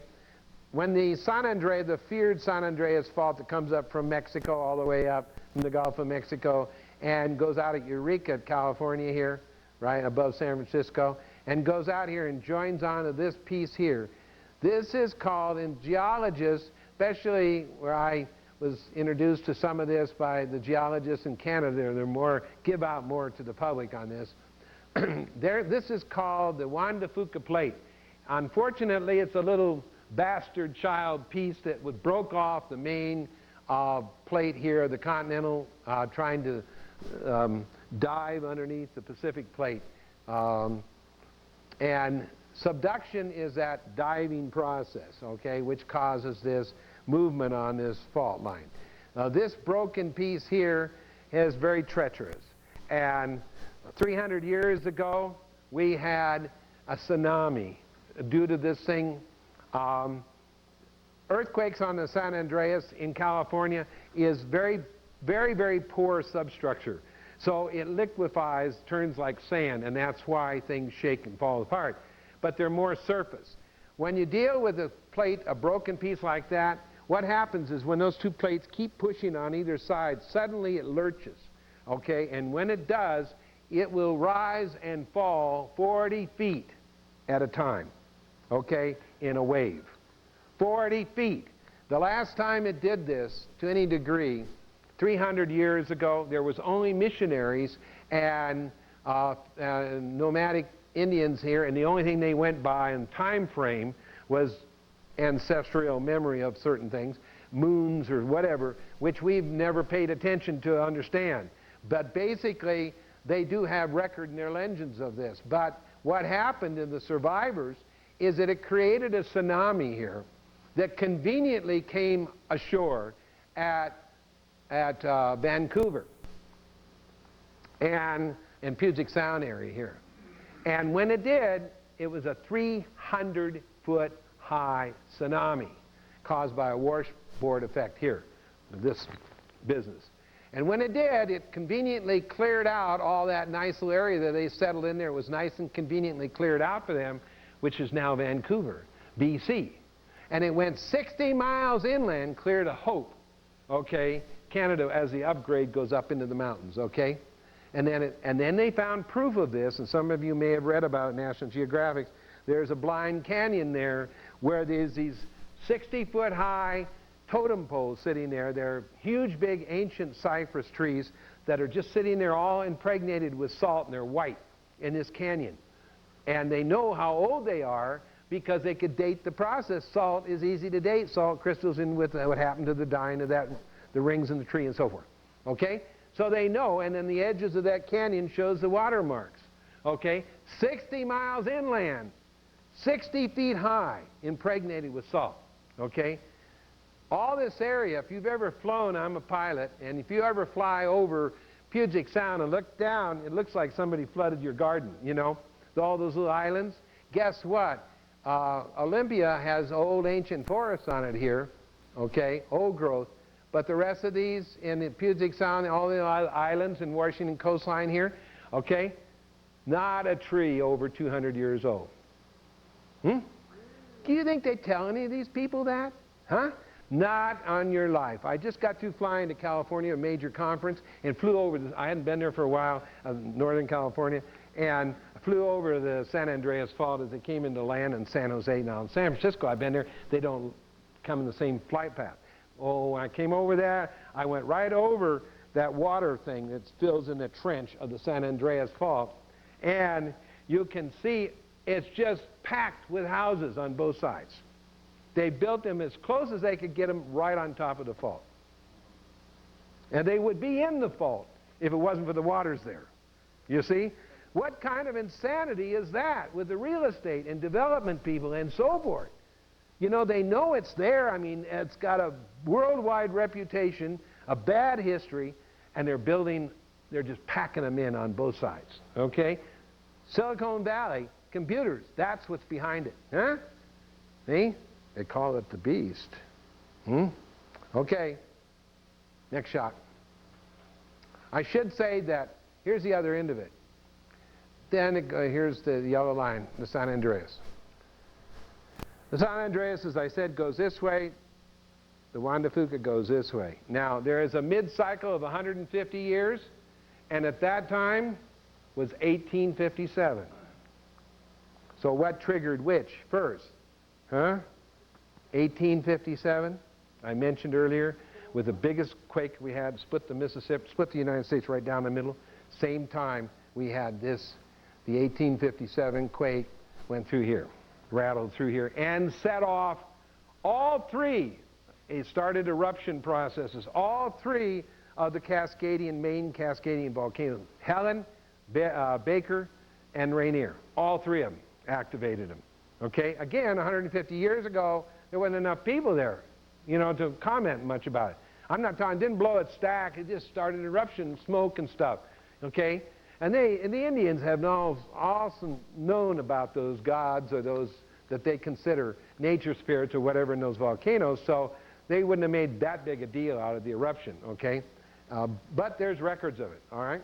Now, the connection is, this San Andreas, if it's activated down here, as Edgar Casey talked about the sequence of events, he said that when asked about when California was going to take its dive or break up into islands, he said, watch Mount Vesuvius. Mount Vesuvius is the trigger.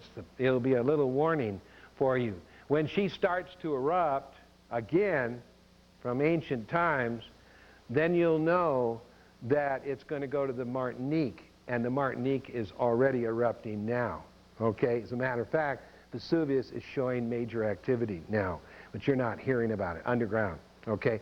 It's showing it in its sister volcano, Etna. Since Pompeii, that they've been keeping records. Every time Vesuvius goes off, Etna goes off before or simultaneously with it. They're tied together in that waterway that goes between them, okay, between Greece and Italy. Okay? Etna has been showing major eruption activity, okay, concurrences. Then volcanoes take their time building, okay? So it's been showing major indicators. And right off of Italy, right off of Vesuvius, around Italy, the water lines have been changing radically. And leaving some of the fishing docks and so forth high and dry and then coming up. So these are very definite geological indicators that major activity is building toward the surface, okay? So I want you to do is see this map as all these little red spots, if you can see, they're all clustered together here. Each one of them, this is assembled by National Geographic, who's the only one that funds this.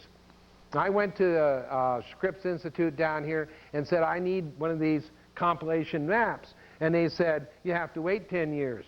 This was way back in 77? Yeah. 77. I need a compilation map showing earthquake activity. And they said, we'll have to wait till National Geographic funds it. Nobody funds it except them. They wouldn't, and we wouldn't know about it at all if they didn't fund it. The geologists do not talk to each other. They don't. okay? They have their own little individual trips that they're on and their papers they're doing, and they don't talk to each other. And the reason that they don't, basically, is that nobody funds it. So they don't fund it, so there's no work done. So what you're looking at here is the latest. And now you can get it off computer. I had to pay $70 for my first one in 77, wait another 10 years, 88 or 78, 87, excuse me, and then 97 was the next one. I think that's how the sequence went, yeah. And every 10 years, you get a compilation. And I want you to know that every one of those little red dots, the smallest one is no more or no less than 3.5. 3.5 is a window shattler. It'll knock stuff off the shelf, okay, for the most part, okay, a lot of times on the San Andreas. So they don't put anything under a 3.5 because you get a lot of other activity. What you're looking at here is only 10 years. 10 years of activity, 3.5 and above. Why is that important? Because if you overlay it like I did, okay, you'll see that it has tripled from 30 years ago. It has tripled from 20 years ago. It has tripled again in the last year. Okay, but you don't see the compilation unless you keep track of it, like I'm doing. Okay, so Casey said, watch Mount Vesuvius, then be the Martinique, which is active right now, okay, in the Caribbean. And then it'll go across the Gulf of Mexico and trigger the San Andreas. And California will break up and start going into islands. Now, I'm going to tell you, this does not have to happen in reality. I'm not saying this is locked in cement. This is a reality. This is a projection, okay? This is something that has building for a long time, all right? Okay, next shot. This is basically how the subduction works, okay, with the continental plate or the Pacific plate. If I said continental, it's the other way around. On this one here, it shows it the other way around, okay, with the Pacific plate here and the continental plate here, where one's diving under the other. And what it does is set off vents in volcanoes, including offshore ones here. And it causes the effects out here that causes tsunamis. Okay, and inland, this would represent like Yosemite. Okay, Yosemite is a major hot spot. It's a wrinkle. That's why mountains are there. That's why we go along, and then you have the Cascadian Range, and then you go over, and then you have the Rockies, right? And you have the activity associated to it. So some of it does let off strain, but for the most part, geologically, how many of you know what the gap effect is? You heard about that one? Well, I was born and raised and grew up in California, so it's secondary knowledge. The gap effect has been around for 40, 50 years, and they put this together as a convenient little way to keep Californians settled down so they don't get nervous every time they get shook, right? The gap effect, simply in geology, is that 5-pointers, 6-pointers even, 3, 4-pointers, are to relieve stress. You've all heard that, huh? Yeah. It's a lie. It's an absolute lie. Recently, a group of seismologists got together with supercomputers to back up this lie, to give it some substance, because they forgot the original research. It was too old, okay, if there was any. It was just somebody assumed something. Oh, well, the plate is stretching and it's letting off stress, so we don't have the big one. And they ran through the computer, and they were shocked, because it was exactly the opposite. That instead of relieving stress, it's showing a buildup of stress to a big one, okay? And that is exactly what has been going on in the last 3 years since that sun showed that activity, okay? Every year, it gets more and more dramatic. And if you think I'm kidding you, go into the sites yourself and check out the history, okay? And they're there. The information's there if you want to do your research. It shows you every year, and the activity increases, okay? And then you see the compilation. Next shot. You all remember this one, don't you? The firestorm just happened. This is a shot taken right from the firestorm, okay? And the different hot spots. This is Montana, a fire, okay? Right? And here's the deer in the middle of the river. Well, I'm showing you this because we forget that nature is all connected together. And what caused that firestorm was one simple principle, okay? Atmospheric change, all right? The heat was created that unusually hot summer in the sense of dryness. You all know about that, and that's what they blamed it on, regardless of other factors that set it off, dry lightning. The extreme lightning, dry lightning, was also. All of this is due to magnetic effects from the sun. The sun belches, this is what happens, okay? Now you say, why? Well, it's showing us how dearly we are unprepared for this kind of thing. And it's also showing us other things that I've been told and others are predicting, and that is that the nature spirits are withdrawing, okay? In Big Sur, in the last couple of years, the preservationists, the forestry department and others, the ecological people have noticed that each year a dramatic thing is occurring. Big animals like deer and so forth will migrate. A deer will mate in a 50-mile radius. And so he'll have his home ground be 50 miles, and he'll go further than that if he's needed. But smaller animals don't. They stay within little areas as long as the forest is there. All right? They've noticed an evacuation from old Lemuria, which is left along the coastline there of the Big Sur area. And these animals are not returning like they should be. Okay? These are small animals that don't migrate, including bird activity is changing. The magnetic fields are changing. Their guidance systems are changing. Okay? The little crystals here in their third eye that guide them and so forth. Why is all this occurring? It's simply because it isn't the wrath of God, and they haven't forgot us in that sense, or the creative beings that are involved here, and the nature spirits and whatever. Okay? It isn't that at all. It's simply that the promise is that we're going to get to see what we've created, like with Y2K in a sense. We're going to get to see it without the controls. Did you ever think for a minute that there wasn't millions of hands involved in this? Okay? I mean, do you think the planet just works like a nice Swiss watch all by itself? There's a lot of lieutenants involved in creation. It's like a corporation, and it goes right down the line like this. And that's the way the nature spirits operate, okay? And so they have these different departments. So the way to get our attention is like the day the earth stood still, except they're doing it gradually. They're backing off the controls. In other words, they go in with the bandages and patch up our destruction. Or if there's something extreme going on, they keep things in balance. Okay? They're backing off so that we can see what we're controlling. See? Because we're making up the rules as we go along. See? There's nothing set in stone. And we're ready for graduation. There is a major transitional shift that is going on. But first, we have to see what we have already created. How can we graduate onto something bigger and better that is our destiny, okay, if we don't appreciate what we've done so far collectively, in collective consciousness? Next shot. This is Mount Vesuvius.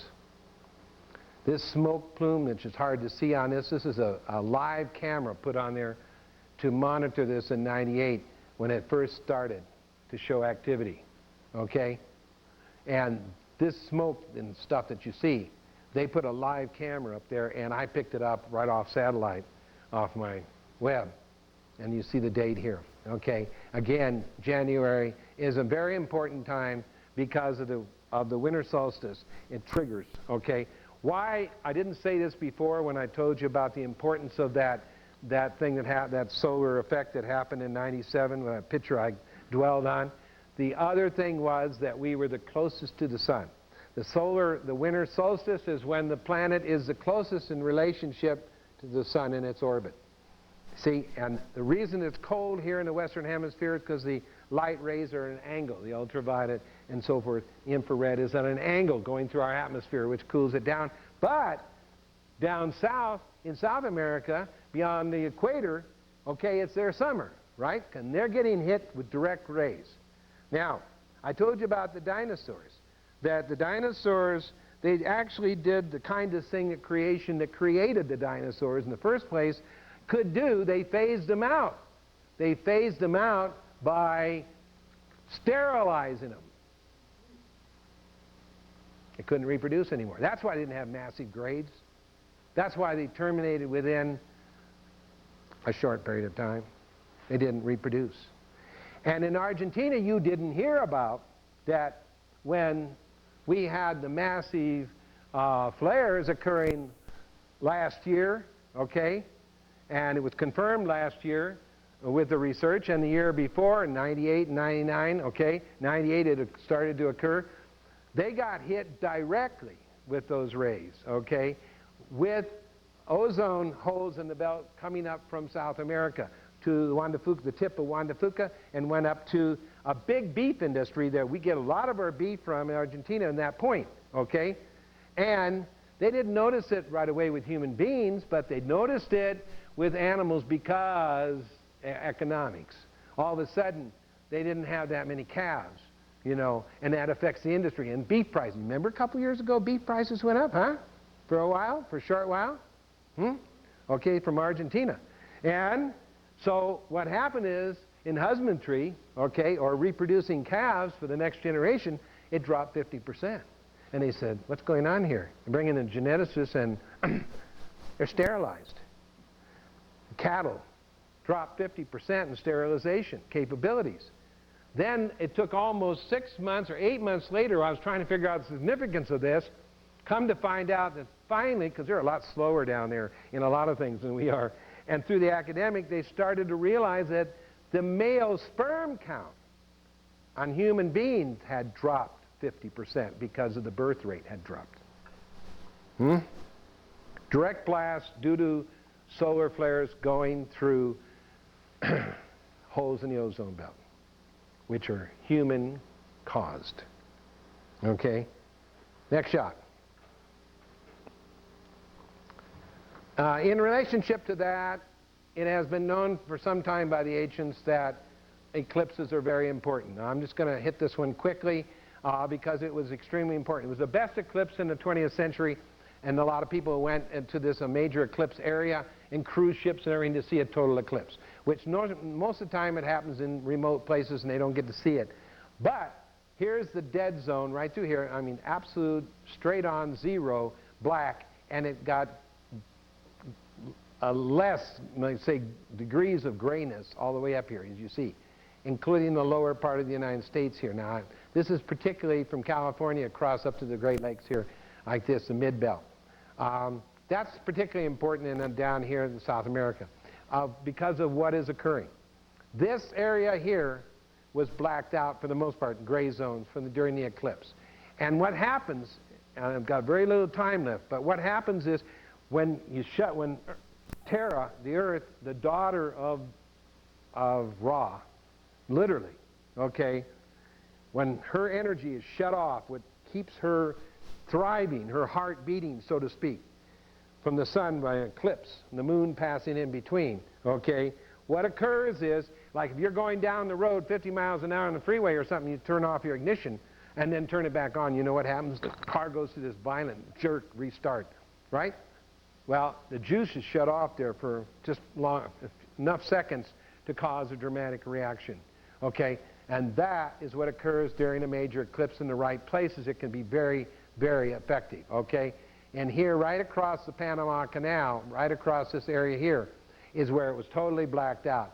Many things are now coming back here. Volcanoes are coming alive down through Central America, down through this whole range in the Andes here in South America, and of course activating areas up here in in Southern California and up through the Great Lakes and storms.